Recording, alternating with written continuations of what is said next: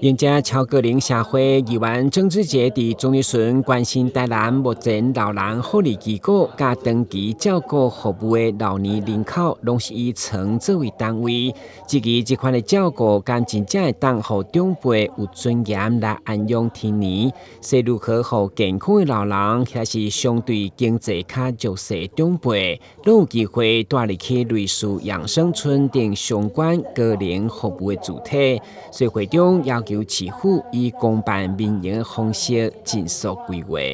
现在的长者他其实观念也改变了哈，社会局长你应该也知道，他也不见得想要跟你们这些年轻人住在一起，然后好就好，不好呢还要看你们脸色，他们也不愿意哈，活也要活得有尊严呐。所以这个乐龄住宅呢，我觉得社会局长你真的有必要跟市府团队哈，跟市长好好的来探讨一下，这个乐龄住宅是不是可以来走向这个公办民营。因为不是每一个人他到老了都还很不是每一个人应该这么说，不是每一个人都很会理财，然后他可能退休了，身边还有一笔钱，然后足够让他去，比如说长庚的养生村啊，或是一些我讲的预警的那个乐龄住宅，不是每一个人都有那个经济条件。现在我目前为止，这个北门的这个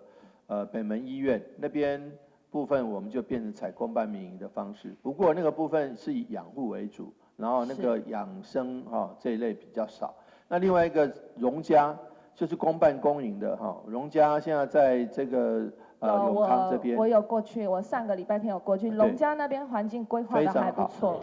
以台南为例，4当前65岁以上人口才28万人，现在已经35万人，是因应持续老化速度甲趋势。议员强调，如何让老龄主体不只是大，更重要是要有健康出进、照顾弱势，甚至快乐生活功能相当要紧。台南新闻阮子张硕维采访报道。